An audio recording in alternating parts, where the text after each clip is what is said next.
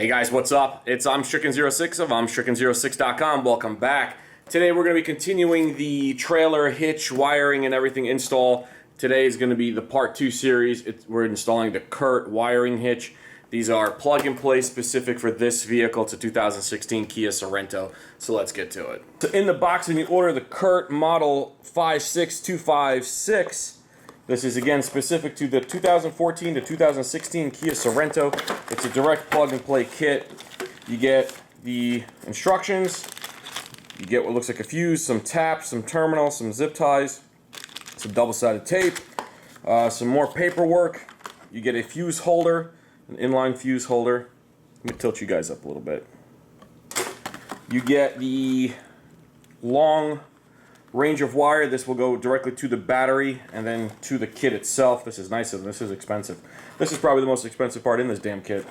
And then you get the actual wiring harness.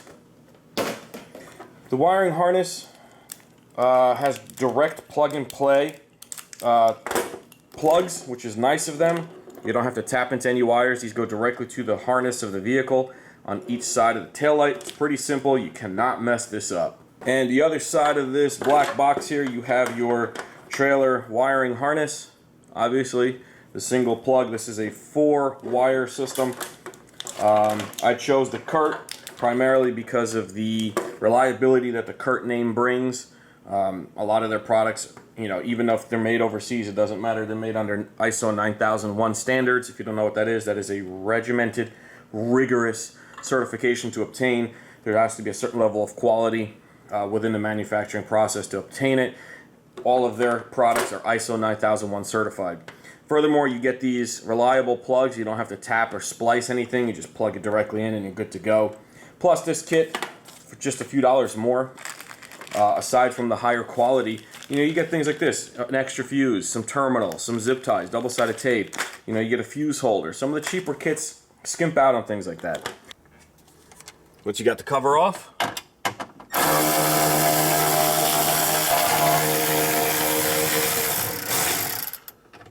couple 10mm nuts. Just give it a couple gentle tugs and it will come right out. So what I'm going to do now is I'm going to feed everything down through this access port. And then grab it from underneath the car as it comes down. Feed everything through except the driver's side plug. Then just connect the towing harness in line with the vehicle and the taillight and reinstall the taillight. And reinstall the nuts.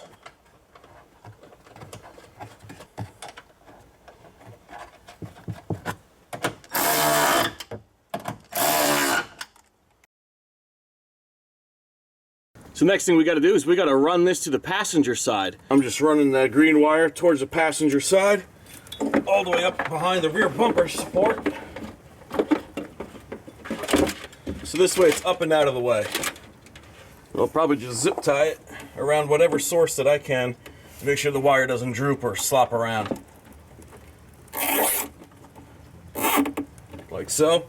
You can see how I ran it over the driver's side bumper support all the way up here. Pop the zip tie on to keep the wire from drooping, and up and over right by the exhaust, and we're going to fish it up using a hanger. I use a soft rubber mallet.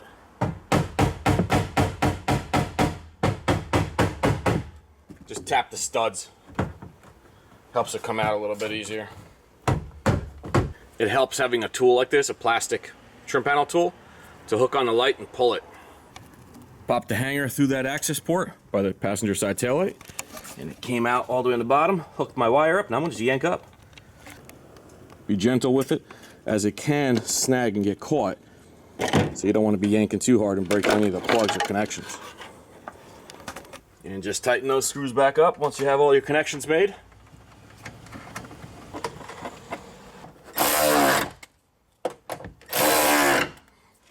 So the next couple steps that we're going to have to do is basically find a suitable ground for our unit. Basically anywhere metal is going to do.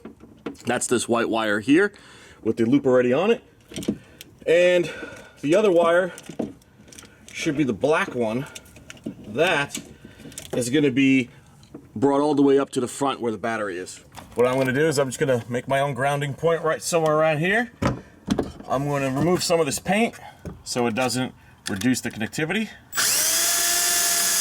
And then a self-tapping screw will do. Just like that. And if you're concerned about this being exposed, get some liquid tape and just paint it over. Remember, this is going to be hidden behind the splat shield anyway. So after grounding out the wire, the white wire that came pre-terminated with that loop, I applied some liquid tape to protect the terminal and the paint that I removed from any kind of corrosion or any kind of, any issues. Makes me feel better. I went ahead and zip tied the loom together and then zip tied the loom to this hole that was already here. This is the power wire still sticking out. I applied some protective loom to the harness because it's touching some metal body parts. I just felt better doing so. I also protected the passenger side signal wire with some loom as well. Zip tied that around a spare body hole here, like so. I then went ahead and, if you notice, it's kind of black and tacky. I sprayed some Plastidip on it, and it kind of made it disappear because I wrap it around here just in case, so it doesn't yank this whole system out, just in case. It gives it kind of a little bit of room to play with, so there's nothing tugging on this little brain here. Then came around from behind, zip tied that as well, and zip tied that right here as well. And I did so it's kind of out of sight, out of mind. I don't like it being seen from the front. And then just for the time being, just for today, for right now, shoved it in here. So if you notice from this side, nobody can see any wires and they don't know it's there. It's out of sight, out of mind. And I'll probably hit it with a little bit more Plastidip in an hour or so. So the last thing we really have left to do is to give it some power, and that's this black wire and that bundle that we received with our packet.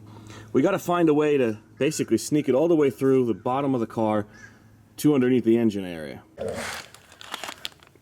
So in the kit comes this little bag, and in the baggie there's some terminals here and there's some butt connectors, and that is to join the brain black wire to this bundle of wire that they give you.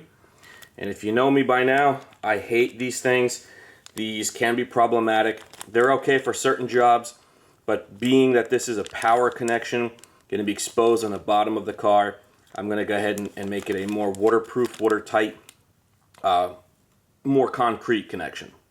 So I went ahead and stripped that wire coming out of the brain and that wire loom that they supply with us. And what I'm going to do is I'm going to do a lineman's style connection that I will then solder. Man, this is a lot thicker than the one coming out of the brain.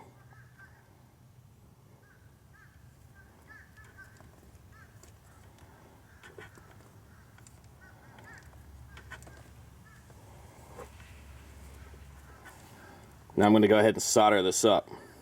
Because I'm outside, I'm going to go ahead and use a torch instead of a soldering gun because it'll take forever. This is very, very thick wire that they supplied. Very good, high quality wire.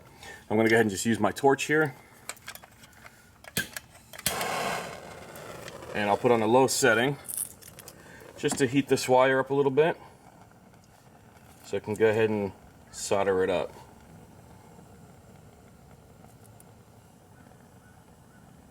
Now I'm not heating the solder, I'm heating the wire and letting the wire absorb the solder. That makes a more permanent bond.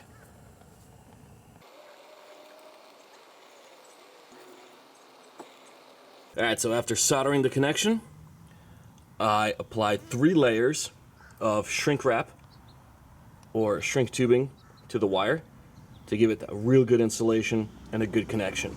Always overlapping them and extending outward, so this way there's less stress on the actual connection.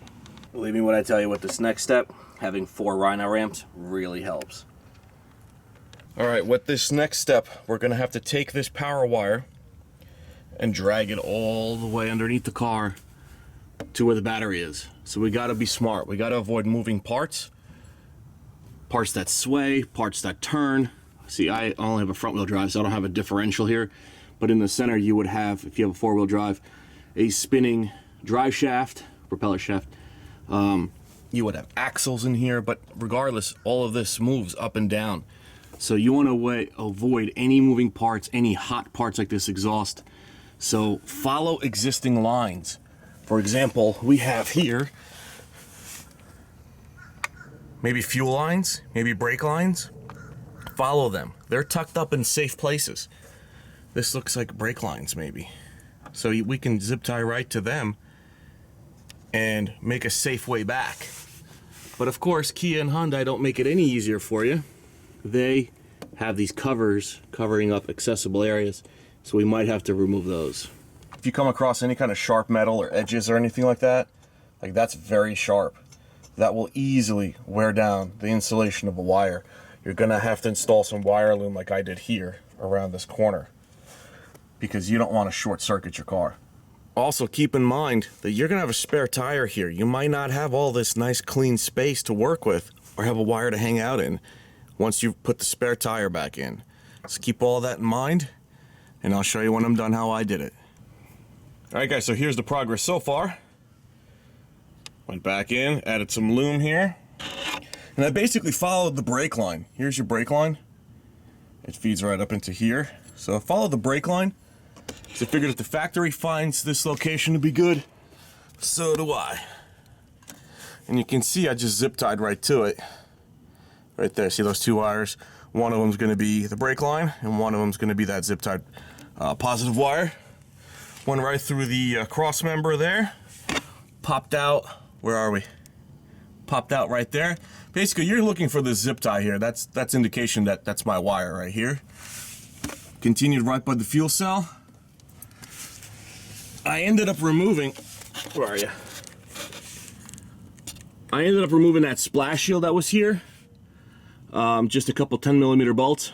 You will have your evap canister right there. And basically I just followed along.